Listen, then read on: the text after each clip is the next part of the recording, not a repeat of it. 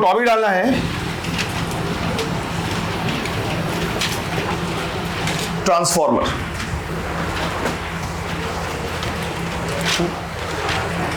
जो सबसे पहले एक थ्योरेटिकल क्वेश्चन क्या कर सकता है, पूछ सकता है, वो ये कि जो ट्रांसफॉर्मर है वो किस प्रिंसिपल पे बेस्ड है।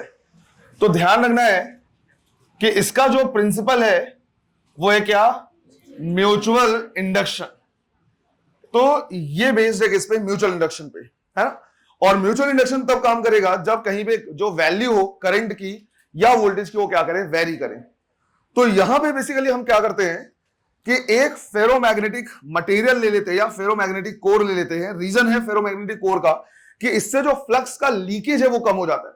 फ्लक्स लीकेज कहने का मतलब हुआ कि अगर हमारे पास कहीं पे एक प्राइमरी कॉइल है, उसका जो फ्लक्स है वो मोस्टली क्या होता है, लिंक होता है किसके साथ, सेकेंडरी कॉइल के साथ। क्योंकि जो फेरोमैग्नेटिक मटेरियल है वो मैग्नेटिक फील्ड को क्या करता है, अट्रैक्ट करता है।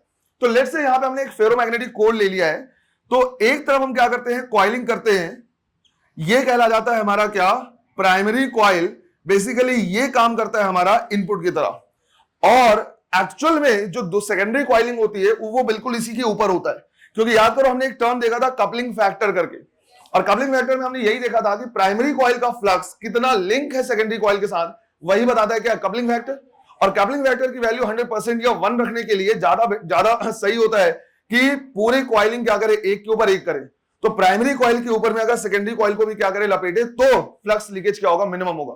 तो कायदे से होता ही है कि जो सेकेंडरी कॉइल होता है बिल्कुल इसके ऊपर में ही लपेटा होता है। लेकिन यहां पे हम इसको ड्रॉ नहीं कर रहे, ड्रॉ करने के पर्पज से बस हम इसको क्या कर दे रहे हैं, इधर ड्रॉ कर दे रहे हैं ऐसे। ये हो जाता है हमारा क्या, सेकेंडरी कॉइल। और ये एक तरीके से हमारा क्या है, आउटपुट है। अब यहां पे जब फ्लक्स क्या हो रहा है, चेंज हो रहा है, तो एक एजम्पशन हम लेके चल रहे हैं कि जितना फ्लक्स प्राइमरी कॉइल में लिंक है उतना पूरा का पूरा किसमें है, सेकेंडरी कॉइल में। ऑब्वियस बात है, आइडियल कंडीशन ले रहे हैं, 100% लिंक नहीं हो सकता, पर यहां पे हम क्या कर रहे हैं, लेके चल रहे हैं कि जितना भी फ्लक्स प्राइमरी कॉइल के साथ है लिंक, उतना ही फ्लक्स क्या है, सेकेंडरी कॉइल के साथ है। अब अगर फ्लक्स का चेंज होना शुरू होगा, जैसे ही फ्लक्स चेंज होगा तो इसमें ईएमएफ इंड्यूस होगा। इसमें जो ईएमएफ इंड्यूस होगा वो जाएगा प्राइमरी सर्किट में या प्राइमरी कॉइल में इंड्यूस्ड ईएमएफ, जिसको हम लिख रहे हैं ईपी इज इक्वल टू, ये हो जाएगा minus NP d phi by dt। ये हो जाएगा d phi divide by dt, जहां पे जो np है वो है number of turns in primary coil. Primary coil में जो नंबर ऑफ टर्न्स है वो लिख दिया हमने np। फिर हमने एज्यूम कर लिया कि भाई पूरा का पूरा फ्लक्स लिंक है किसके साथ, सेकेंडरी कॉइल के साथ। तो जिस रेट से प्राइमरी कॉइल के साथ क्या हो रहा है, फ्लक्स चेंज हो रहा है, उसी रेट से सेकेंडरी कॉइल में भी चेंज होगा। तो उसमें ईएमएफ इंड्यूस होगा, उसे लिखेंगे ES is equal to minus NS d phi by dt। तो यही वाला जो पार्ट है वो हमने क्या किया, एज्यूम किया हुआ है। अदरवाइज सेकेंडरी कॉइल में जो फ्लक्स होता है वो थोड़ा सा कम होता है, पर हमने मान लिया कि दोनों में क्या है, इक्वल इक्वल है। अगर हम इसका क्या करें, रेशियो ले लें, तो यहां से हम सीधा ले रहे हैं कि भाई इक्वेशन नंबर 1 को हमने डिवाइड कर दिया किससे, इक्वेशन नंबर 2 से। तो लेफ्ट हैंड साइड हमें मिल रहा है EP divide by ES is equal to, right hand side minus cancel होगा, d phi by dt cancel होगा, ये हो जाएगा क्या, NP डिवाइड बाई NS। अब इसका कंक्लूजन क्या निकलता है वो समझते हैं। कंक्लूजन यहां से ये निकल रहा है कि प्राइमरी और सेकेंडरी कॉइल में ईएमएफ का जो रेशियो होगा वो बिल्कुल वही होगा जो इनमें नंबर ऑफ टर्न्स का रेशियो होगा। नंबर ऑफ टर्न्स का जो रेशियो होगा सेम रेशियो इसमें होगा। मतलब ये हुआ कि अगर मान लो ऐसे बोला मैंने कि भाई प्राइमरी कॉइल में हमारे पास क्या है, 100 टर्न्स है और सेकेंडरी कॉइल में 1000 टर्न्स है, तो इसका जो रेशियो हो गया वो कितना हो गया, 1:10 का। 1:10 रेशियो कहने का मतलब है कि प्राइमरी कॉइल में जितना भी ईएमएफ इंड्यूस हो रहा है सेकेंडरी कॉइल में उससे 10 टाइम्स ज्यादा हो रहा है। जब भी ऐसा होता है कि सेकेंडरी कॉइल में ईएमएफ की वैल्यू प्राइमरी से ज्यादा होती है, इस तरह के ट्रांसफार्मर को हम कहते हैं स्टेप अप ट्रांसफार्मर।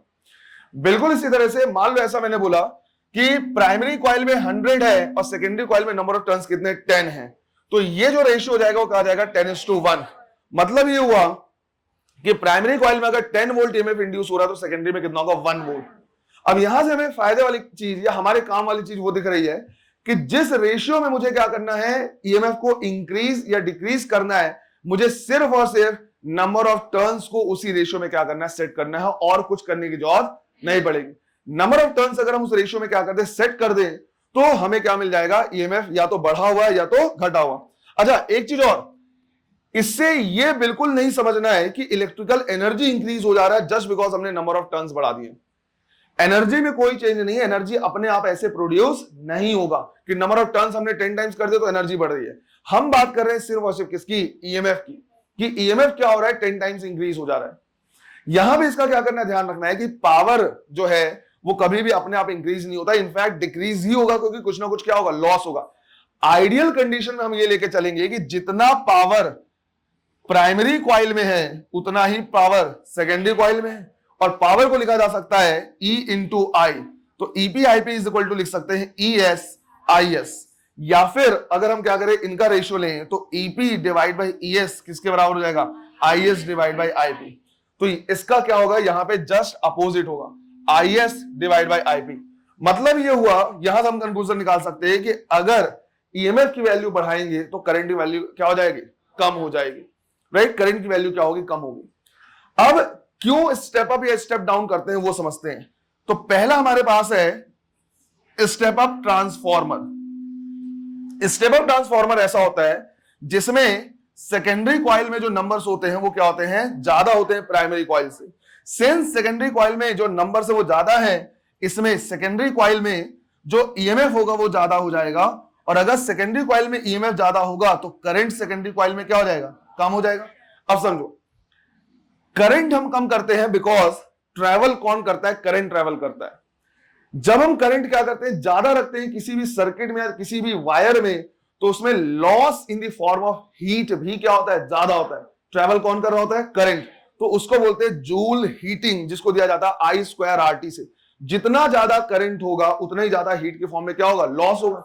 तो लेट्स से कि कोई पावर स्टेशन है जो 440 वॉट क्या कर रहा है, जनरेट कर रहा है। अब जो जनरली पावर स्टेशन होते हैं वो सिटी से क्या होते हैं, काफी दूर होते हैं। तो मान लो हमने बात की कि भाई भिलाई से 50 किलोमीटर दूर क्या है, यहाँ का पावर स्टेशन है। अब वहां पे पावर जनरेट करके वहां से पावर ट्रांसमिशन लाइन के थ्रू क्या करना है, भिलाई तक लाना है हमको। अब 50 किलोमीटर तक अगर हम क्या करेंगे, बहुत ज्यादा करंट फ्लो कराएंगे, तो जो एनर्जी का लॉस होगा वो क्या होगा, बहुत ज्यादा। तो हम डायरेक्ट उसको वो नहीं कराते, हम क्या करते हैं, पावर स्टेशन के पास ही क्या लगाते हैं, एक टाइप का transformer which is known as step up. इसका काम होता है कि भाई सेकेंडरी कॉइल में ईएमएफ बहुत ज्यादा बढ़ा देता है और करंट क्या होता है, कम हो जाता है। अब अगर करंट की वैल्यू कम है तो जो करंट ट्रैवल कर रहा है तो उसकी वजह से loss in the form of heat क्या होगा, कम होगा। तुमने ये देखा भी होगा कई बार कि ऐसे ही जैसे हाईवे वगैरह में तुम क्या करोगे, देखोगे ट्रांसमिशन लाइन, तो जनरली उसमें ऐसे डेंजर का साइन बना होता है और लिखा था खतरा, नीचे लिखा था 4000 वोल्ट, या हाई ट्रांसमिशन लाइन ऐसे लिखा होता है, या हाई टेंशन वायर लिखा होता है। इसका मतलब यही है कि वहां पे जो वायर है, जो क्या बोलते हैं ईएमएफ है, उसको क्या कर दिया गया, बहुत ज्यादा बढ़ा दिया गया है। इसकी वजह से तो 4000 वोल्ट 6000 वोल्ट ऐसे तो स्टेप अप कर दिया गया, तो loss in the form of heat क्या होता है, कम होता है। फिर जब वो सिटी पहुंचा तो ऐसा नहीं कि उसी 4000 वोल्ट को तुमको क्या करता है, घर में सप्लाई कर दिया जाता है। घर में जो सप्लाई, हाउस होल्ड सप्लाई होता है, जनरली 200-300 वोल्ट होते हैं, कॉमर्शियल में कुछ अलग होते हैं। तो वापस से उतने वोल्टेज को क्या करना पड़ता है, कम करना पड़ता है with the help of step down transformer. Step down transformer, तो जो स्टेप डाउन ट्रांसफॉर्मर है ये और कुछ नहीं, इसमें सिर्फ क्या करते हैं, number of coil, number of turns in secondary coil को कम कर देते हैं, किससे, प्राइमरी कॉइल से, जिसकी वजह से जो सेकेंडरी कॉइल में ईएमएफ होता है वापस से क्या हो जाता है, कम हो जाता है। तो 4000 को 400 200 जितना भी रिक्वायरमेंट है उस रेशियो में क्या करते हैं, टर्न्स को सेट करते हैं, उसी रेशियो में हमें क्या मिलता है, ईएमएफ मिल जाता है, और उसको हम क्या करते हैं, हाउस होल्ड सप्लाई में यूज करते हैं। क्लियर है ये। तो अगर कहीं पावर स्टेशन के आसपास हम ट्रांसफॉर्मर देखेंगे तो मोस्ट प्रोबेबली वो क्या होगा, स्टेप अप, और अगर सिटी के आसपास हम देखेंगे तो मोस्ट प्रोबेबली क्या होगा, स्टेप डाउन होगा। इसका एक बहुत सिंपल एग्जांपल है, जो तुम्हारे मोबाइल के चार्जर वगैरह होते हैं वो भी एक तरीके का स्टेप डाउन ट्रांसफॉर्मर ही है। चार्जर के अंदर भी छोटा सा ट्रांसफॉर्मर, तुमने ट्रांसफॉर्मर देखा है, छोटे मोटे नहीं देखे, सर्किट में तुमने देखा होगा, बहुत एक हैवी सा ऑब्जेक्ट होगा जिसमें बहुत सारा वायरिंग होगा, राइट। कॉपर वायरिंग क्या होता है, एक के ऊपर एक, तो ये वही होते हैं, वो होता है क्या, ट्रांसफॉर्मर। तुमने कभी उसको तोड़ के देखा है? इसीलिए बोला जाता है ये सब किया करो, बदमाशी की नहीं है, टिकटॉक में टाइम बिताया तुमने। ट्रांसफॉर्मर अगर तुमने तोड़ के देखा होगा तो तुमने देखा होगा बहुत सारा एक तो वायर निकलेगा और अंदर में बहुत सारे प्लेट्स जैसे होते हैं, राइट। बहुत सारे क्या होते हैं, प्लेट्स होते हैं, और उस प्लेट्स को भी अगर तुमने देखा होगा हटा के तो सारे प्लेट्स के बीच में बिल्कुल हल्का सा वो इंसुलेटर जैसे लगा रहता है। तो उनका काम क्या है वो अभी हम क्या करेंगे, देखेंगे। तो वही कहलाता है क्या, ट्रांसफॉर्मर। हम कह सकते हैं कि हमारे पास जो चार्जर वगैरह होते हैं वो भी एक तरीके का स्टेप डाउन ट्रांसफॉर्म होता है। जैसे जो नॉर्मल घर का सप्लाई हो 200 वोल्ट का है, 220 240 वोल्ट का है, और हमारे पास एक मोबाइल है जिसको हमको 20 वोल्ट से या 25 वोल्ट से चार्ज करना है, तो हम उसको लगाएंगे तो वो क्या करेगा, 200 को कन्वर्ट करेगा किसमें, 20 में। तो क्या है एक तरीके का स्टेप डाउन, है ना। घर जाके चार्जर तोड़ के देख लेना, हाँ यस है ना, उसके अंदर तुमको मिल जाएगा। क्लियर है ये। इसको करने के बाद इसी के साथ साथ हमें क्या करना है, देखना है लिमिटेशंस ऑफ ट्रांसफॉर्मर। ट्रांसफॉर्मर्स के कई लिमिटेशंस भी होते हैं जिसको हमने यहां पे क्या किया, इग्नोर किया हुआ है, आइडियल कंडीशन लेके चला है, पर हमें क्या करना है, देखना है क्या क्या लिमिटेशन हो सकते हैं। क्लियर है ये। तो पहले यहां तक नोट कर लेना है, लिमिटेशन में यहां पे क्या करना लिखा रहा। चलो यहां पे क्या करना है, लिमिटेशंस लिखने हैं। पहला लिमिटेशन लिखना है जूल हीटिंग, जूल हीटिंग, इसमें लिखना है energy is lost, energy is lost in the form of heat, energy is lost in the form of heat due to the resistance of wire, due to the resistance of wire। तो coiling के लिए जो हम क्या करते हैं, wire use करते हैं। हम कितनी भी कोशिश कर ले कुछ ना कुछ रेजिस्टेंस रहेगा, और रेजिस्टेंस रहेगा तो एनर्जी क्या होगा, लॉस होगा। किसके फॉर्म में, हीट के फॉर्म में। दूसरा होता है यहां पे फ्लक्स लीकेज। हम यहां पे ये मान के चल रहे हैं कि जितना भी प्राइमरी कॉइल में फ्लक्स है वो सेकेंडरी कॉइल के साथ लिंक होता है, लेकिन एक्चुअली ऐसा नहीं है। कुछ ना कुछ फ्लक्स क्या होगा, लिंक नहीं होगा, कुछ ना कुछ फ्लक्स क्या होगा, लीकेज होगा। तो सेकेंडरी हमारे पास क्या होता है, डिसएडवांटेज होता है या लिमिटेशन या ड्रॉबैक होता है क्या, फ्लक्स लीकेज का। हालांकि इसको हम क्या करते हैं, मिनिमाइज करने की कोशिश करते हैं। तो इसमें आगे भी लिखना है ना, इसमें जस्ट एक लाइन छोड़ के लिखना है इसी पॉइंट में, to minimise the flux leakage, इसी पॉइंट में लिखना है, to minimize the flux leakage we use the ferromagnetic material, to minimize the flux leakage we use the ferromagnetic material। तो हालांकि इसको कम करने के लिए हम क्या करते हैं, फेरोमैग्नेटिक मटेरियल का यूज करते हैं। याद करो, फेरोमैग्नेटिक मटेरियल ऐसे मटेरियल है जो मैग्नेटिक फील्ड को क्या करते हैं, स्ट्रांगली अट्रैक्ट करते हैं। तो एक तरीके से बांध के रखने का काम करते हैं। तो जहां पे कॉइल है वहीं पे मटेरियल है, और वही क्या करता है, पूरे फ्लक्स को बांध के रखता है। तो फ्लक्स लीकेज के चांसेस कम हो जाते हैं। बट जैसे हम फेरोमैग्नेटिक मटेरियल क्या करते हैं, यूज करते हैं, लोहा वगैरह कुछ भी यूज करते हैं, वहां पे एक और लॉस होता है which is known as eddy current loss. तो अब इसको लिखने से पहले, क्योंकि मैंने तुमको बोला था एडी करंट ईएमआई में आता है, पर मैंने वहां नहीं पढ़ाया था, मैं यहां पे पढ़ाता हूं। हम समझते हैं कि भाई एडी करंट क्या होता है, तो उसको वहीं पे हम क्या करके छोड़ के हम थोड़ा सा क्या कर रहे हैं, चेक कर रहे हैं कि भाई ये एडी करंट होता क्या है। अब तक ये तुमको ऑलरेडी पता होगा, 12th पास हो तुम लोग, कि एडी कोई साइंटिस्ट का नाम नहीं है। एडी का मतलब होता है भंवर, इस तरह से जो होते हैं सर्कुलर फॉर्म में। लेट्स से हमने यहां पे क्या किया, बिल्कुल एग्जांपल में वैसे ही ले रहा हूं जैसे क्या है एनसीईआरटी में दिया हुआ है, कि हमने क्या किया है, एक तरफ नॉर्थ पोल ले लिया मैग्नेट का, और एक तरफ क्या कर लिया, साउथ पोल ले लिया। तो यहां पे क्या है, मैग्नेटिक फील्ड है। यहां से मान लो मैंने क्या किया है, एक प्लेट है किसी भी कंडक्टिंग मटेरियल का, पूरा का पूरा एक प्लेट है, और उस प्लेट को हमने क्या कर दिया, ऐसे लटका दिया है। अब जब ये प्लेट क्या करेगा, यहां से ऐसे पास होगा, इसका मतलब ये हो गया कि वो मैग्नेटिक फील्ड में क्या कर रहा है, जब इंटर कर रहा है तो उससे लिंक्ड मैग्नेटिक फ्लक्स क्या होगा, चेंज होगा।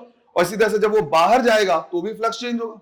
जब उसमें फ्लक्स क्या होगा, चेंज होगा, तो उसमें क्या होगा, करंट प्रोड्यूस होगा। सिंस ये पूरा का पूरा क्या है, प्लेट है, राइट, ये वायर नहीं है, ये पूरा का पूरा क्या है, प्लेट है। इसमें जो करंट क्या होते हैं, प्रोड्यूस होते हैं, राइट, वो इस तरह से प्रोड्यूस होते हैं ऐसे, और पूरे के पूरे ये क्या होते हैं, प्लेट में प्रोड्यूस होते हैं। अब इस पर्टिकुलर टाइप के करंट को हम बोलते हैं, ये एक तरीके का क्या है, यूजलेस करंट है, राइट, ये क्या है, यूजलेस करंट है। अब इसे यूजलेस करंट क्यों बोल रहे हैं वो समझते हैं। देखो, अगर कोई करंट किसी लूप में या वायर में क्या हो रहा है, प्रोड्यूस हो रहा है, तो उस वायर में हम क्या कर सकते हैं, बल्ब, कोई भी रेसिस्टेंस, फैन वगैरह लगा के उसको यूज में ले सकते हैं।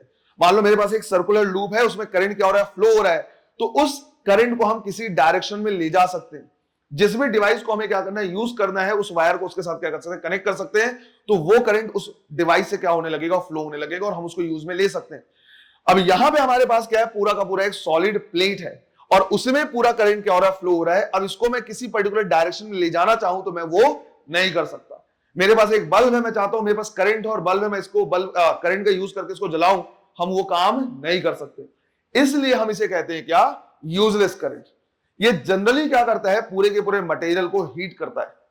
अब अगर मुझे इसको क्या करना है, हीट करने से बचाना है, तो इसके फ्लो को थोड़ा क्या करना पड़ेगा, रेस्ट्रिक्ट करना पड़ेगा।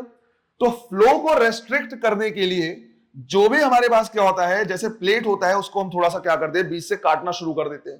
तो जब इसे बीच से क्या करते हैं, काटते हैं, तो इसको हम बोलते हैं कि ये जो स्ट्रक्चर हमारे पास बना है वो बना है एक तरीके से कॉम्ब लाइक स्ट्रक्चर, राइट। बीच से हमने थोड़ा सा क्या कर दिया, मटेरियल निकाल दिया। अब जो इसमें पूरा का पूरा एडी करंट पूरे पहले प्लेट में घूम रहा था, अब वो पूरे प्लेट में नहीं घूम पाएगा, क्योंकि यहां पे क्या है, गैप है, और हमारा जो मटेरियल है वो सिर्फ इतने में है। तो जो करंट होगा, एडी करंट होगा, वो सिर्फ और सिर्फ इतने में ही क्या कर पाएगा, घूम पाएगा, ऐसे इतने ही पार्ट में। और इस तरह के स्ट्रक्चर को हम कहते हैं क्या, कॉम्ब लाइक स्ट्रक्चर। इसे हम बोलते हैं कॉम्ब लाइक स्ट्रक्चर। इससे एडी करंट का जो फ्लो होता है वो थोड़ा सा क्या हो जाता है, कम हो जाता है। इसको तुम अगर नॉर्मल समझना चाहो तो यहां पर उसी तरह से मान लो कोई हरिकेन है या भंवर है, अगर बहुत बड़ा हरिकेन है तो वो बहुत ज्यादा डेंजरस हो सकता है, लेकिन अगर उसी को हम किसी तरीके से मान लो बीच में क्या करते हैं, कोई वॉल लगा दिया है बहुत ज्यादा उस तरह से, तो उसको डिवाइड कर सकता है। तो छोटे छोटे 3 या 4 हरिकेन उतना डैमेज नहीं पहुंचा सकते जितना एक बड़ा हरिकेन क्या कर सकता है, डैमेज पहुंचा सकता है। कुछ उसी तरह से इसको तुम इमेजिन कर सकते हो। तो जब हम इसके फ्लो को क्या करते हैं, रेस्ट्रिक्ट कर देते हैं, तो ये जो हीट वगैरह करता है वो थोड़ा सा क्या करता है, कम करता है। लेकिन इसको यूजलेस करंट बोलने के बावजूद हम इसका कुछ ना कुछ क्या कर लेते हैं, यूज कर लेते हैं। एनसीईआरटी में सीरियसली ऐसे लिखा है, ऊपर में यूजलेस करंट, फिर नीचे लिखा है यूजेस ऑफ एडी करंट। हम सच में हिपोक्रेट हैं। फिर हम क्या करते हैं, देखते हैं यूजेस ऑफ एडी करंट। यहां पे इसको समझना है, इसको यूजलेस इसलिए बोला है क्योंकि अगर इसको हम अपने मन के अनुसार चाहें कि भाई इसको हम क्या करें, किसी गैजेट वगैरह में यूज कर ले, तो ऐसे नहीं कर सकते। उसके बावजूद ये हीट कर रहा है चीजों को, तो हम इसका कुछ कुछ क्या कर लेते हैं, यूज कर लेते हैं इसके अनुसार। जैसे सबसे पहला जो इसका यूज है वो है magnetic braking of train. Train में हम क्या करते हैं, यूज करते हैं ब्रेक लगाने के लिए। तो मैग्नेटिक ब्रेकिंग इन ट्रेन, जैसे यहां पे समझो कि जब ये क्या करेगा, इंटर करेगा, मान लो इसी का एग्जांपल ले लो, है ना। तो ये क्या कर रहा है, ऑसिलेट कर रहा है और मैग्नेटिक फील्ड में इंटर कर रहा है। तो मैग्नेटिक फील्ड में जब एडी करंट क्या होगा, प्रोड्यूस होगा, तो लेंज लॉ के अकॉर्डिंग ऑसिलेशन का ही क्या करेगा, अपोज करेगा। इंटर कर रहा है तो उसका अपोज करेगा, बाहर जाएगा तो उसका अपोज करेगा। तो ये क्या करता है, मोशन का अपोज करता है। तो सेम सिनारियो क्या करते हैं, हम यूज करते हैं ट्रेन में भी। ट्रेन में भी मैग्नेट लगे होते हैं, बेसिकली इलेक्ट्रोमैग्नेट होते हैं। जब हम बटन दबाते हैं तो वो मैग्नेट की तरह काम करना शुरू कर देते हैं। अब मान के चलो कि टायर बोला, सॉरी, उसके जो व्हील्स है वो क्या कर रहे हैं, घूम रहे हैं। जब वो क्या करेंगे, घूमना शुरू होंगे, तो पूरे प्लेट में क्या होगा, एडी करंट प्रोड्यूस होगा। वो एडी करंट मूवमेंट की वजह से हो रहा था, तो उस मूवमेंट का क्या करेगा, अपोज करेगा। तो वहां पे जो ब्रेक लगाते हैं उसमें थोड़ी सी क्या होती है, हेल्प मिल जाती है। ऐसा नहीं है कि एडी करंट ही पूरे ट्रेन को रोकता है, कई अलग अलग मैकेनिज्म होते हैं, उनमें एक मैकेनिज्म क्या होता है, एडी करंट भी होता है। इसी तरह से डैम्पिंग के लिए भी हम क्या करते हैं, यूज करते हैं। जैसे हमने यहाँ पे ये क्या किया, देखा कि हम अगर ये ऑसिलेट कर रहा है तो ये उसका क्या करेगा, अपोज करेगा। अब जनरली मान लो कहीं पे गैल्वेनोमीटर वगैरह हमने लिया है, अगर हम उसमें करंट प्रोड्यूस करें तो वो क्या करेगा, रीडिंग दिखाएगा, हटाएंगे तो वापस से अपनी जगह पे आएगा। लेकिन वो इनर्शिया की वजह से क्या करता रहेगा, ऑसिलेट करता रहेगा। हम चाहते हैं वापस से स्टेबल हो जाए, तो उसके लिए भी हम क्या कर सकते हैं, इसको यूज कर सकते हैं एडी करंट को, जो इसके वाइब्रेशन को या मूवमेंट को क्या करेगा, रोकेगा। तो गैल्वेनोमीटर वगैरह में भी हम क्या कर सकते हैं, यूज कर सकते हैं। तो उसको बोलते हैं डैम्पिंग। डैम्पिंग इन गैल्वेनोमीटर और एमीटर, या फिर जितने भी इस तरह के क्या है डिवाइस है। बहुत पहले पुराने जमाने में जो हमारे क्या बोलते हैं, वो इलेक्ट्रिकल वो होते थे, क्या बोलते हैं, देखो याद नहीं आ रहा, जिससे जो बिजली का वो लगा होता है, क्या बोलते हैं, मीटर लगा होता है, राइट। तो जो इलेक्ट्रिक मीटर लगा होता है, पहले उसमें भी क्या करते थे, यूज करते थे। आजकल तो सारे डिजिटल वगैरह हो गए, वो यूनिट वगैरह क्या करता है, बता देता है। पहले एक छोटा सा इतना बड़ा कॉइल सा लगा होता था, वो कंटिन्यूअसली से घूमता रहता था, उसमें एक तरफ से रेड मार्क लगा देते थे। तो जैसे आजकल क्या होता है, लाइट होता है, जब वो एक बार जलता है तो हम बोलते हैं 1 यूनिट हो गया है, या कुछ पल्स हुए तो 1 यूनिट कहलाता है। तो उसी तरह से वो कंटिन्यूअसली क्या करता रहता था, घूमता रहता था। तो जब वो एक राउंड लगाता था तो वहां पे उस तरह से क्या होता था, एक टिक मिलता था। उसमें भी एडी करंट का क्या होता था, यूज होता था। मुझे एक बार मौका मिला है ये देखने का, मैंने पता नहीं कहां किस बिल्डिंग में देखा है, वो ऐसे करके कंटिन्यूअसली घूम रहा था, तब मैंने देखा। तुम लोग शायद देखा भी नहीं होगा, मे बी, है ना। तो उसको मैं लिखा भी नहीं रहा, उसका सच कोई वो भी नहीं है। इसी तरह से तीसरा, सिंस ये क्या करता है, बहुत ज्यादा हीट प्रोड्यूस करता है, तो हम इसे क्या करते हैं, ब्लास्ट फर्नेस में भी यूज करते हैं। केमिस्ट्री में या बेसिकली साइंस में बचपन में तुमने क्या किया होगा, पढ़ा होगा ब्लास्ट फर्नेस, पढ़ा है। तो ब्लास्ट फर्नेस बेसिकली क्या होता है, मेटल वगैरह को मेल्ट करने के लिए क्या करते हैं, यूज करते हैं, जिसमें बहुत ज्यादा हीट प्रोड्यूस करते हैं, तो उसमें भी हम क्या करते हैं, एडी करंट का यूज करते हैं। तो ये यूजलेस करंट का भी यूज हो सकता है, तुम्हारे लिए उम्मीद बाकी अभी भी। क्लियर है ये? तो नेक्स्ट क्या करना है, लिखना है, उसको बाद में नोट कर लेना। तीसरा लिखना है eddy current loss, eddy current loss.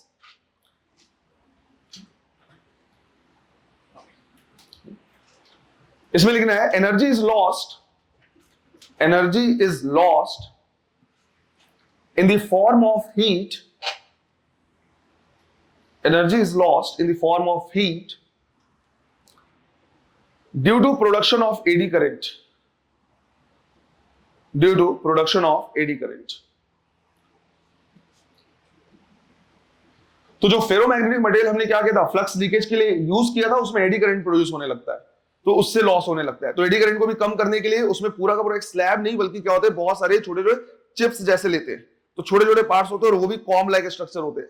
कभी भी अगर तुम ब्रेक करके देखोगे, पूरा खोल के देखोगे, तो अंदर में बहुत सारे मेटल्स मिलेंगे और ऐसे वो एक दूसरे के साथ ऐसे फंसे होते हैं, है ना, वैसे मिलेंगे। यहां पे एक और लॉस होता है which is known as hysteresis loss। हमने यहां पे क्या किया है, फेरोमैग्नेटिक मटेरियल लिया है। जो फेरोमैग्नेटिक मटेरियल, जब इसमें क्या होता है, करंट एक डायरेक्शन में वो होता है, फ्लो होता है, तो वो क्या होता है, चार्ज होता है, फिर डायरेक्शन तुरंत क्या होता है, अपोजिट होता है, डायरेक्शन तुरंत चेंज होता है, तो वो वापस से क्या होने लगता है, डीमैग्नेटाइज होता है, चार्ज क्या, सॉरी, मैग्नेटाइज होता है, फिर अपोजिट डायरेक्शन से फिर क्या होता है, डीमैग्नेटाइज। तो ये जो फेरोमैग्नेटिक मटेरियल है वो कंटिन्यूअसली मैग्नेटाइज और डीमैग्नेटाइज होता रहता है। किसी भी चीज को मैग्नेटाइज या डीमैग्नेटाइज करने में भी एनर्जी का क्या होता है, लॉस होता है, उसी को बोलते हैं क्या, हिस्टेरेसिस लॉस। तो फोर्थ लिखना है hysteresis loss,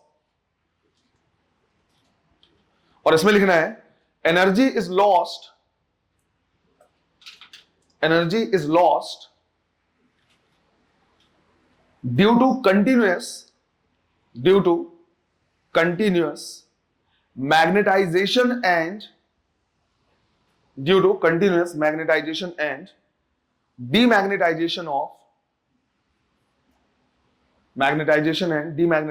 of ferromagnetic core, ferromagnetic core। Clear है ये था हमारा क्या, लास्ट टॉपिक, ट्रांसफॉर्मर, है ना। इसको लिखने के बाद एडी करंट भी क्या कर लेना है, लिख लेना है, यहाँ पे नोट करो इसे।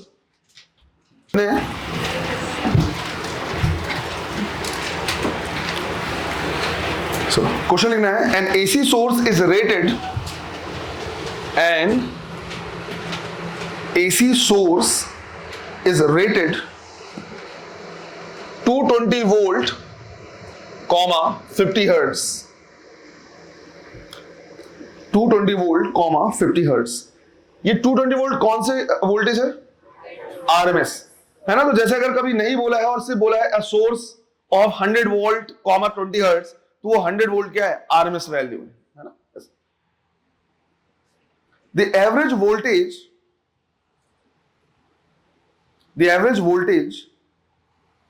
is calculated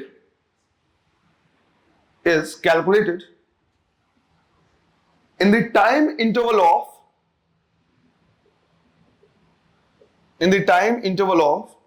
0.01 second.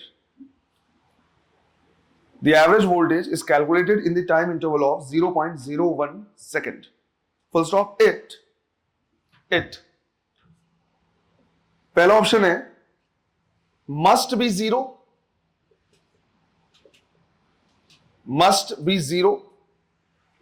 second maybe zero, third is never zero, fourth is 220 by root 2 volt, 220 by root 2 volt। करो, नेवर बी जीरो, कैसे बेटा?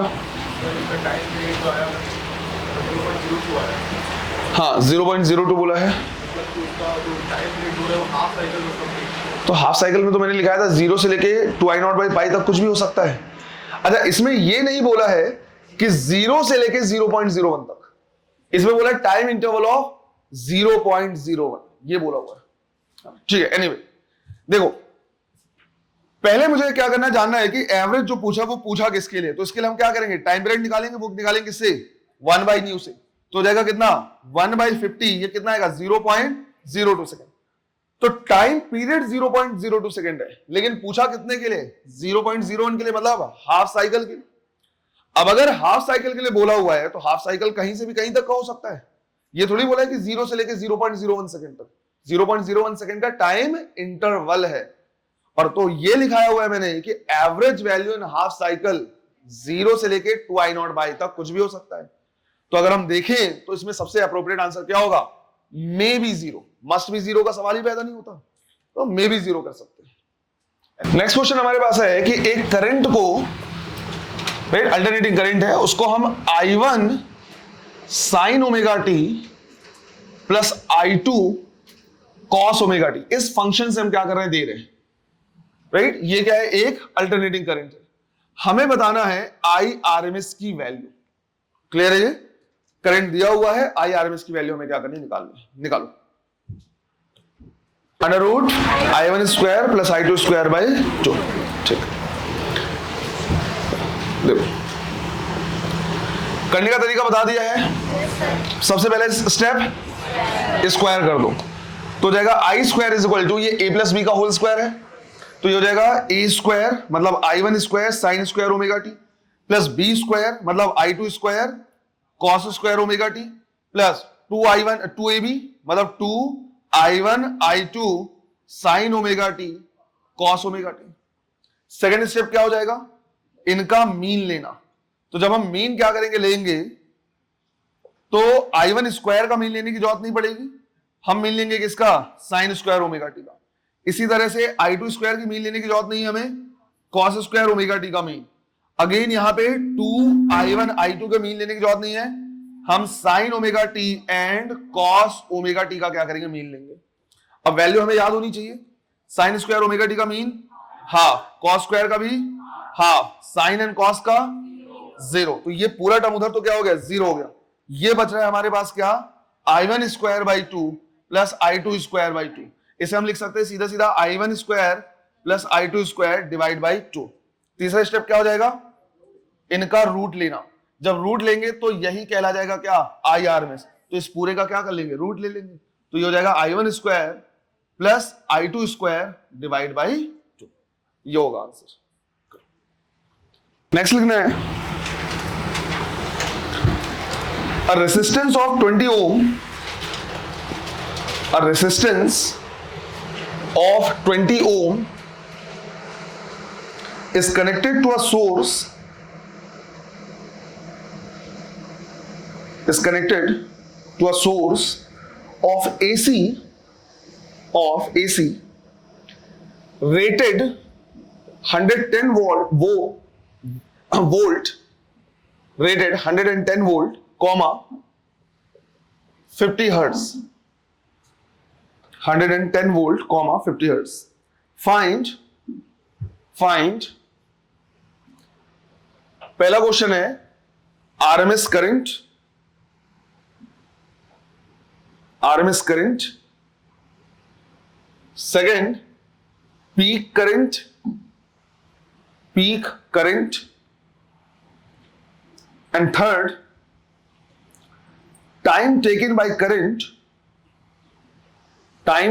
current to change from its maximum value to RMS value, time taken by current to change from its maximum value to RMS value। Value है ना, RMS value. तो अगर हमें क्या करना है, IRMS निकालना है, तो हम VRMS डिवाइड बाई Z लिखेंगे, और अगर I0 निकालना है तो V0 डिवाइड बाई Z लिखेंगे। इस पर्टिकुलर क्वेश्चन में सिर्फ और सिर्फ सर्किट में क्या लगा है, रेजिस्टेंस लगा है, तो Z की वैल्यू क्या हो जाएगी, R के इक्वल, तो VRMS डिवाइड बाई क्या लिखेंगे, R। ध्यान रखना, प्रैक्टिस यही रखना है कि जब जब तुम क्या करो, एसी के क्वेश्चन सॉल्व करो, आर नहीं बल्कि क्या यूज करना है, जेड, है ना, क्योंकि यहां पे नेट या इक्विवेलेंट हमें क्या करना होता है, इंपेडेंस निकालना होता है। ये हो गया हमारे पास सिंपल सा 110 डिवाइड बाय रेजिस्टेंस कितना है 20, तो ये आ जाएगा 5.5 एम्पियर। फिर अगर हम पीक निकालें तो हो जाएगा √2 times of I R M S, तो √2 टाइम्स ऑफ 5.5 एम्पियर अप्रोक्सीमेट 7.8 आएगा, ये आएगा। तीसरा क्वेश्चन जो है ये हमने एसएचएम में किया हुआ है। ये सेम क्वेश्चन है कि अगर किसी का टाइम पीरियड क्या है, टी है, तो मैक्सिमम से a बाई √2 तक जाने में कितना टाइम लगेगा। ऐसे क्वेश्चन कई हमने किए हुए हैं, तो a से a बाई √2 तक जाने में कितना टाइम लगेगा, सेम क्वेश्चन यहां पे भी है। तो थर्ड वाला क्वेश्चन हम क्या कर सकते हैं, देख सकते हैं कि भाई जो अल्टरनेटिंग करंट है वो भी साइन के हिसाब से चेंज हो रहा है ना। इसकी पीक वैल्यू कितनी हो गई, I0। हमें ये जानना है कि यहां से लेके वो IRMS तक, ये हो गया IRMS, यहां कहीं पे, यहां से लेके यहां तक जाने में कितना टाइम लगेगा। तो इसे हमने कंसीडर कर लिया क्या, इस एंगल को मान लिया ओमेगा T1 और इसे मान लिया क्या, ओमेगा T2। यही हमने कंसीडर कर लिया, ओमेगा T1 और ओमेगा T2। और हमें निकालना है क्या, T2 माइनस T1, यहां से लेके यहां तक जाने में कितना टाइम लगा है। कुछ भी नया नहीं है, पढ़ाया हुआ है। अब यहां पे तुमको ऑलरेडी पता होना चाहिए, जिनको नहीं पता जाके एसएचएम में एक बार देखना है, सबसे दूसरे दिन का ही लेक्चर में ये क्वेश्चन करवाए हुए। अगर मैं ओमेगा T1 की वैल्यू लिखूं तो कितना आएगा, π/2, ये एंगल कितना होगा, 90 डिग्री। ओमेगा T2 कितना हो जाएगा, समझो, ये एंगल कितना है, पाई। 1/√2 किसके लिए होता है भाई, IRMS मतलब I0/√2। 1/√2 किसके लिए, 45 मतलब π/4। तो ये वाला जो एंगल होगा उससे π/4 पहले होगा, तो ये जो हो जाएगा वो कितना हो जाएगा, पाई माइनस π/4, दैट इज 3π/4। तो यहां से हम लिख सकते हैं omega T2 is equal to 3π/4। मुझे निकालना क्या है, T2 माइनस T1। तो मैंने यहां से क्या किया, omega T2 minus omega T1 की का, तो ये हो गया 3π/4 माइनस π/2। ओमेगा बाहर निकलेगा, विच इज 2π/T, ब्रैकेट में T2 माइनस T1, और ये कितना हो जाएगा, 3π/4 माइनस 2π/4, कितना बचा, π/4। पाई से पाई कैंसिल, इसको मैं समझा इसीलिए नहीं रहा क्योंकि करवाया हुआ है। तो T2 माइनस T1 कितना हो जाएगा, T डिवाइड बाई 8। बट ये आंसर यहां पे नहीं देना है, सिंस क्या दिया हुआ है, फ्रीक्वेंसी। हम निकाल सकते हैं कि भाई यहां का जो टाइम पीरियड है वो कितना है, 1/50 सेकेंड, यही हो जाएगा। तो टाइम पीरियड हो जाएगा 1/50, तो हम इसको लिखेंगे क्या, 1/50 इंटू 8, तो ये आ जाएगा 1/400 सेकेंड। मोस्ट प्रोबेबली आंसर मिली सेकेंड वगैरह में दिया होगा, तो 100 ऊपर में 1000 मल्टीप्लाई कर देना, तो शायद 2.5 मिली सेकेंड आ जाएगा। ये क्लियर है, ये है ना। इस तरह के क्वेश्चन करवाए हुए, कई करवाए, इनफैक्ट इतना कि तुमको याद होनी चाहिए फिर कि कहां से कितना टाइम लगता है ना। करो, an inductor coil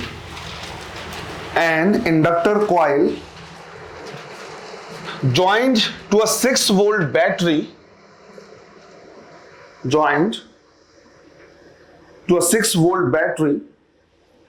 draws a steady current of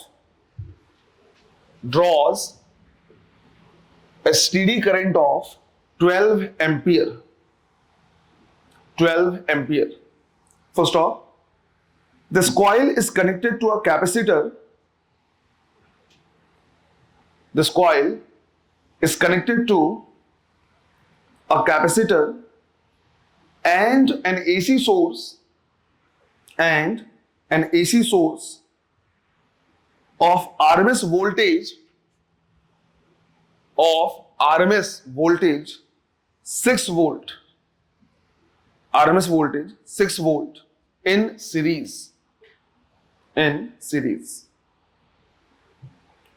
If the current in the circuit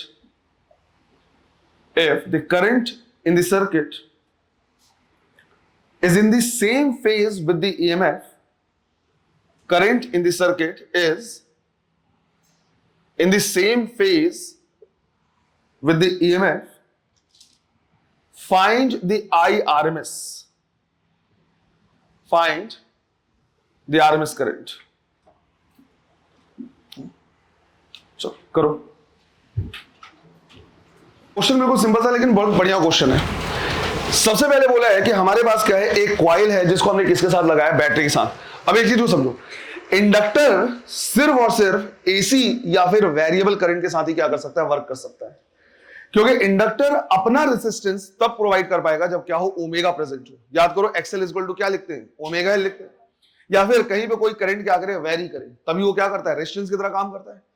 जब हमने इस कॉइल को, जब हमने इस इंडक्टर को किसके साथ लगाया, बैटरी के साथ लगाया है, तो इसका मतलब यह है कि जो इंडक्टर की वजह से इंडक्टिव रिएक्टेंस था उसका कोई रोल नहीं है। लेकिन कॉइल भी तो एक वायर से बना है, और अगर वायर से बना है तो उस कॉइल का खुद का क्या हो सकता है, रेजिस्टेंस हो सकता है। तो ध्यान रखना है, एक इंडक्टर दोनों तरीके से काम कर सकता है। उसके पास आर भी हो सकता है, रेजिस्टेंस भी हो सकता है, और दूसरा एक्सएल भी हो सकता है। कई बार तुम ये देखोगे कि सर्किट के डायग्राम में तुमको एक इंडक्टर दिखेगा, एक कॉइल दिखेगा और एक कैपेसिटर दिखेगा, पर तीनों है वो आरएलसी सीरीज सर्किट। क्यों? जिस कॉइल से वो इंडक्टर बना हुआ है उस कॉइल का क्या करता है, रेजिस्टेंस भी दे देता है। तो सबसे पहला यहां पे जो हिंट दिया हुआ है वो यही कि इस कॉइल का क्या करना है, हमको रेजिस्टेंस लगाना। तो डीसी के साथ जब हम क्या कर रहे हैं, यूज कर रहे हैं, तो यहां पे सीधा सीधा हम लिखेंगे कि V इक्वल टू क्या है, आई आर। तो रेजिस्टेंस निकाल लेंगे V डिवाइड बाई V, कितना दिया हुआ है 6 वोल्ट, और करंट कितना है 12, इसका मतलब है 0.5 ओम। मतलब यह है कि जो कॉइल हम क्या कर रहे हैं, यूज कर रहे हैं, इस कॉइल का जो आर है वो कितना है, 0.5 ओम। फिर बोला है कि हमने इसको क्या किया है, एसी सोर्स में लगा दिया है ऐसे, किसके साथ, एक कैपेसिटर के साथ। अब अगर हमने इसको लगा दिया है और कितना, Vrms कितना है, 6 वोल्ट है, ये हमारे पास कैपेसिटी है और ये दोनों की तरह काम कर रहा है, ये इंडक्टेंस भी है और इसका क्या है, रेजिस्टेंस भी है। तो ये बेसिकली दिखने में दोनों ही है, पर ये आरएलसी सीरीज सर्किट है। फिर इसके लिए आगे क्या बोला है, फर्दर बोला है कि जो करंट है और वोल्टेज है वो सेम फेज में। करंट और वोल्टेज सेम फेज में तब हो सकते हैं जब एक्सएल और एक्सी क्या हो, बराबर। याद करो तीन चीजें हैं, एक है एक्सएल जो चाहता है कि करंट क्या रहे, पीछे रहे, एक है रेजिस्टेंस जो चाहता है सेम फेज में रहे, और एक है हमारे पास क्या, कैपेसिटर जो चाहता है करंट क्या रहे, आगे रहे। अब अगर यहां पे सेम फेज में है, मतलब एक्सएल और एक्सी क्या हो गए होंगे, बराबर हो गए। जो एक तरफ आगे खींचना चाह रहा है, पीछे खींचना चाह रहा है, वो दोनों एक बराबर, एक तरीके से रेजोनेटिंग कंडीशन है। तो हम यहां पे बोलेंगे, अगर ऐसा बोला है कि फेज डिफरेंस क्या है, 0 है, इसका मतलब है Z किसके बराबर है, R के बराबर। क्लियर है ये? और ऐसा तब हुआ होगा क्योंकि एक्सएल किसके बराबर हो गया होगा, एक्सी के बराबर। बस यही है। तो इन फेज के साथ वो यही हिंट करना चाह रहे हैं। अब अगर हमें क्या करना है, IRMS निकालना है, तो हम यहां पे लिखेंगे क्या, Vrms डिवाइड बाई Z। यहां पे हमेशा R लिखेंगे, लेकिन यहां पे क्या यूज करेंगे, Z। अब वो अलग बात है कि Z ही किसके बराबर है, R के बराबर, और ये इस लाइन से हमें पता चल रहा है। Vrms कितना बोला हुआ है, 6, और Z की वैल्यू R, और R कितना था 0.5, राइट, 0.5। तो वापस से IRMS आ जाएगा कितना, 12 एम्पियर। है ना, क्वेश्चन सिंपल है, कैलकुलेशन वो नहीं है, लेकिन थोड़ा सा एक दो पॉइंट क्या करना है, ध्यान रखना है। क्लियर है ये? चलो लिखो, नेक्स्ट क्वेश्चन लिखना है। अ bulb is designed, a bulb is designed to operate at 12 volt of DC, to operate at 12 volt of DC, full stop। If it is connected to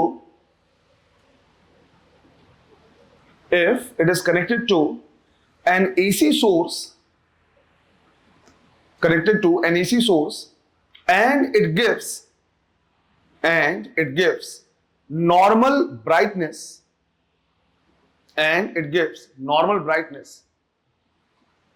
then find the peak value of peak voltage लिख लो, then find the peak voltage of AC source, peak voltage of AC source।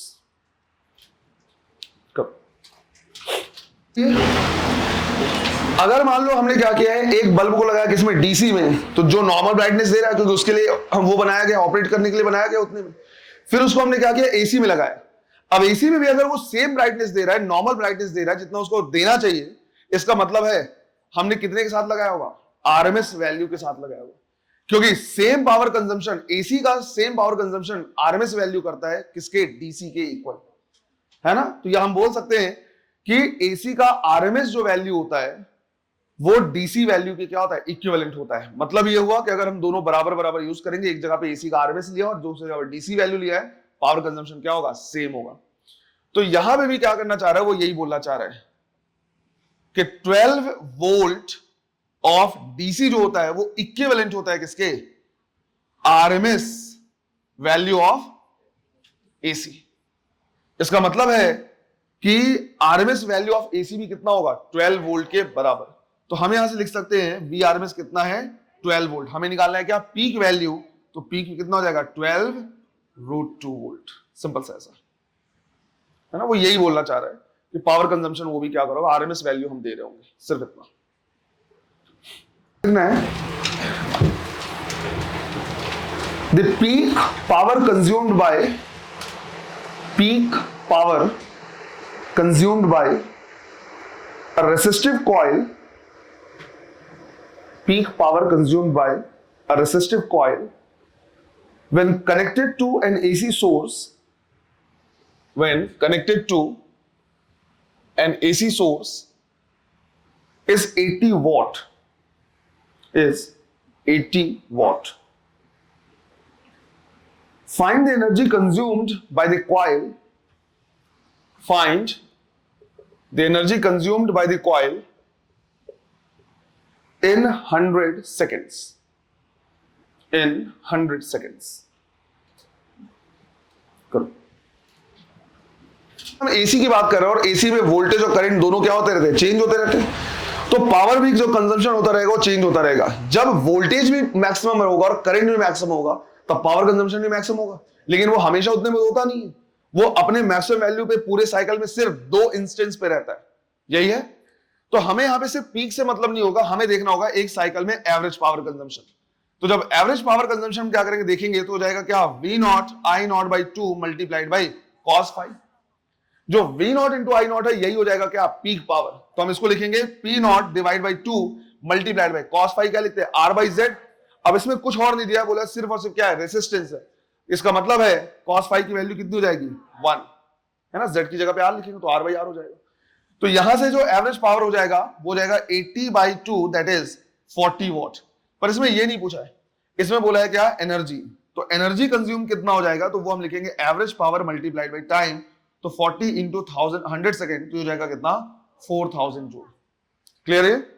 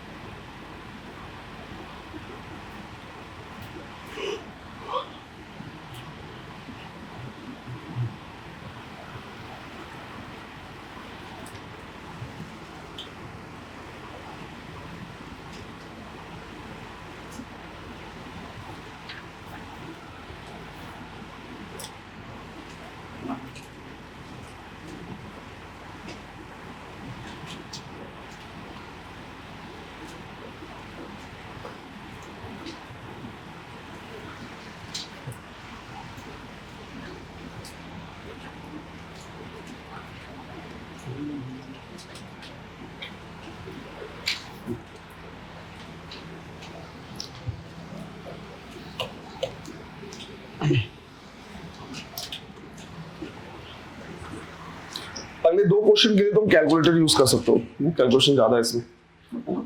Question में a coil has a resistance of 10 ohm, a coil has a resistance of 10 ohm and an inductance of 0.4 Henry.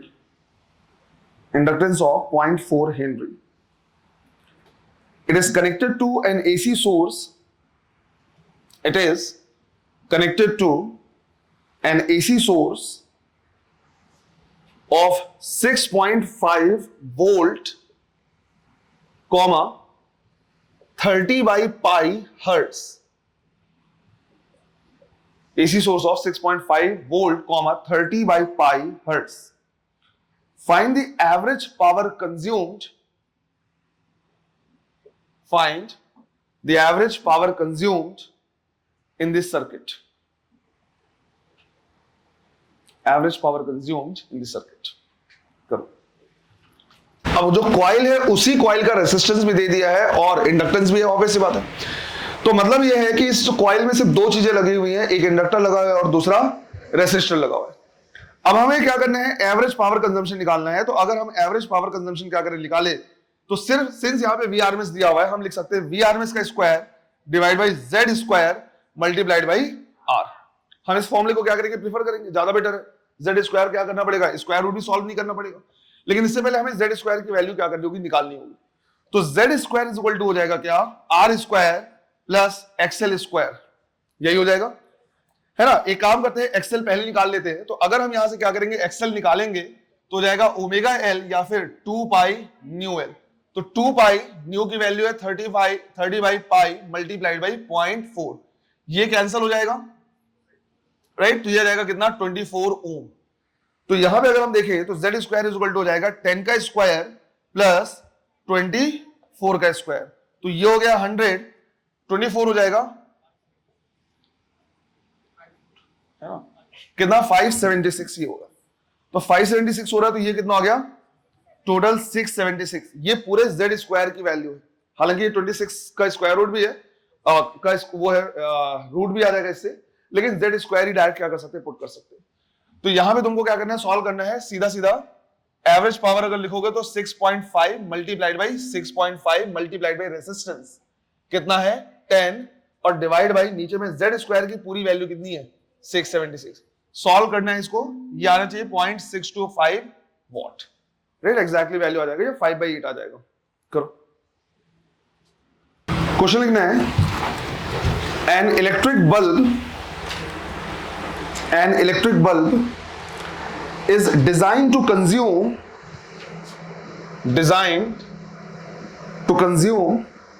55 watt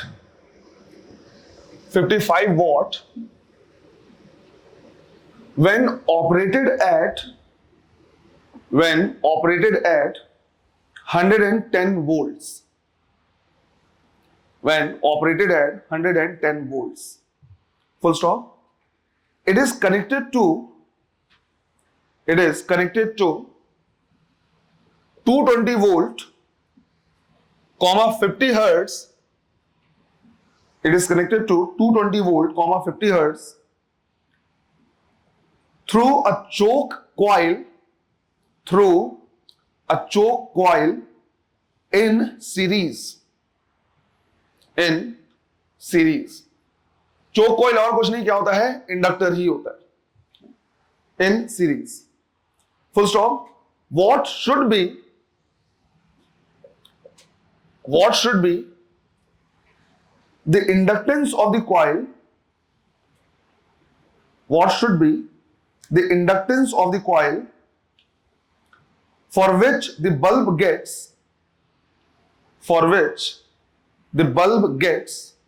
the correct voltage? Bulb gets the correct voltage. तो जैसे इसमें ये बोलना चाह रहा है कि भाई बल्ब को बनाया गया किसके लिए, 110 वोल्ट के लिए। हम लगा रहे हैं किसके साथ, 220 वोल्ट के साथ, तो ऑब्वियसली बात है इनकरेक्ट वोल्टेज मिलेगा। लेकिन अगर हम साथ ही साथ क्या लगा दें, चोक कॉइल लगा दें, तो कुछ वोल्टेज वो ले लेगा। तो हमें इस तरह से क्या करना है, चोक कॉइल को लगाना है, इतनी इंडक्टेंस होनी चाहिए कि इसको कितना मिले, 110 वोल्ट मिले। करो। नहीं करनी है वो यही कि इस बल्ब को बनाया गया 110 वोल्ट के लिए, लगाया कितने में, 220 में। तो दिमाग ये काम कर सकता है कि सर 220 लगाया है तो 110 बल्ब को मिल जाना चाहिए, और 110 किसको मिल जाना चाहिए, इंडक्टर को मिल जाना चाहिए। यहां पे डायरेक्ट ऐसे नहीं लिखते हैं, V is equal to VR plus VL plus VC, इस तरह से नहीं लिखना है। कैसे लिखेंगे, स्क्वायर रूट करके। करना कैसे समझो। सबसे पहले क्या करते हैं, इस बल्ब के बारे में बात करते हैं। इस बल्ब का रेटेड पावर दिया हुआ है, वोल्टेज दिया हुआ है, करंट भी हम क्या कर सकते हैं, निकाल सकते हैं कि मैक्सिमम कितना करंट इसमें जा सकता है। तो अगर हम क्या करें, देखिए तो P इक्वल टू क्या लिखेंगे, VI। तो I की वैल्यू कितनी हो जाएगी हमारे पास, P डिवाइड बाई V। तो 55 डिवाइड बाई 110 मतलब हाफ एम्पियर। हमें यह ध्यान रखना है कि कुछ भी हो जाए इसमें हाफ एम्पियर से ज्यादा करंट नहीं जाना चाहिए। यही होना है। तो मैं कैसे भी बोल सकता हूं, मैं बोल सकता हूं 110 वोल्ट मिलना चाहिए, या फिर मैं बोल सकता हूं हाफ एम्पियर। अच्छा, मैं इसका रेसिस्टेंस भी क्या कर सकता हूं, निकाल सकता हूं, क्योंकि हमें पता है कि यहां पे हम सीरीज में एक चोक लगाए हैं, चोक कहने का मतलब है इंडक्टर, और बल्ब लगाए हैं, बल्ब लगाने का मतलब रेसिस्टर, तो दोनों चीजें। तो रेसिस्टेंस की वैल्यू मुझे पता होनी चाहिए। तो रेसिस्टेंस अगर हम निकालेंगे तो किससे निकालेंगे, V स्क्वायर बाई P से। तो 110 मल्टीप्लाइड बाई 110 डिवाइड बाई 55 कितना आ जाएगा, 220 ओम, ये हमें पता चलेगा। अब मुझे पता है कि करंट इतना फ्लो होना चाहिए। क्लियर है ये? अगर करंट इतना फ्लो होना चाहिए, Vrms पता है, तो मैं Z की वैल्यू निकाल सकता हूं। तो मुझे पता है कि V इक्वल टू हम क्या लिख सकते हैं, या फिर I इक्वल टू हम लिख सकते हैं क्या, V डिवाइड बाई Z। यहां से मुझे पता चल जाएगा Z equal to V divide by I। Voltage कितना दिया हुआ है, 220। करंट कितना है, करंट हाफ फ्लो होना चाहिए, हाफ एम्पियर ही फ्लो होना चाहिए, तो 1/2। तो Z की वैल्यू आ जाएगी कितनी, 440 ओम। अब मुझे Z पता है, मुझे R पता है, मैं क्या कर सकता हूं, एक्सेल निकाल सकता हूं, और अगर एक्सेल पता चल जाएगा तो L की वैल्यू पता चल जाएगी। तो फॉर्मूला हमारा सिंपल सा वही, Z square is equal to R square plus XL square. Z square हम करेंगे तो यहां पे कर देंगे क्या, 440 का स्क्वायर, R कितना गिवन है, 220 का स्क्वायर, और प्लस हो जाएगा यहां से क्या, एक्सएल स्क्वायर। इसको इधर ले जाओ, स्क्वायर मत करना पहले, ए स्क्वायर माइनस बी स्क्वायर का फॉर्मेट हो जाएगा, तो ए प्लस बी इंटू ए माइनस बी, उससे सॉल्व कर लेना, क्या आ जाएगा, एक्सएल स्क्वायर। अब यहां पे कैलकुलेशन थोड़ा सा ज्यादा होगा, इससे तुम निकालोगे पहले एक्सएल की वैल्यू, स्क्वायर रूट सॉल्व करोगे, और एक बार अगर एक्सएल आ जाएगा तो एक्सएल को 2 पाई न्यू एल लिख के क्या कर सकते हो, एल की वैल्यू निकाल सकते हो। एल जब तुम निकालोगे तो लगभग आएगा कितना, 1.2 हेनरी। ऐसे क्वेश्चन को इंपॉर्टेंट मार्क करना है, ठीक है, कैलकुलेशन अलग बात है, पर करना कैसे वो ध्यान रखना, और एक बार घर जाके क्या करना, सॉल्व करना है। करो इसे जल्दी से। A transformer has 50 turns. A transformer has 50 turns in primary and 100 turns in secondary coil.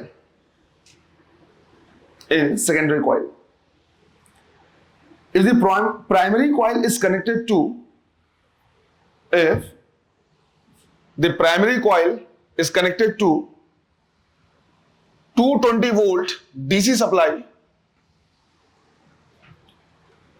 220 volt DC supply, then what will be the voltage across,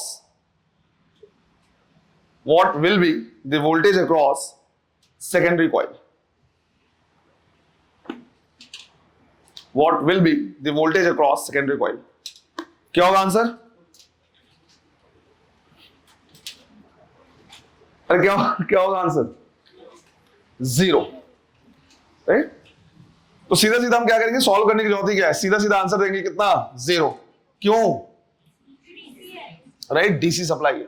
ध्यान रखना है, ट्रांसफॉर्मर डीसी में काम नहीं करता। यही तो सबसे बड़ा डिसएडवांटेज है बैटरीज का, तभी तो एसी इतना ज्यादा हुआ है कि हम क्या कर सकते हैं, तो वो कर सकते हैं, वैल्यू स्टेप अप या स्टेप डाउन कर सकते हैं। तो डीसी में काम करेगा नहीं, म्यूचुअल इंडक्शन है प्रिंसिपल, राइट? डीसी के लिए म्यूचुअल इंडक्शन का जैसा कुछ होगा ही नहीं, तो सेकेंडरी कॉइल में कितना ईएमएफ मिलेगा, हमें 0 मिलेगा। क्लियर है ये हमारा क्या, अल्टरनेटिंग करंट। कल की क्लास से हम शुरू करेंगे क्या, रे ऑप्टिक्स। इवनिंग की क्लास हमारी एज इट इज चलेगी, 4 दिन में और वो कंप्लीट हो जाएगा। मॉर्निंग से हम शुरू करेंगे क्या, रे ऑप्टिक्स। तो लास्ट टॉपिक हमारा बचेगा रे एंड वेव। क्लियर है? चलो, थैंक यू।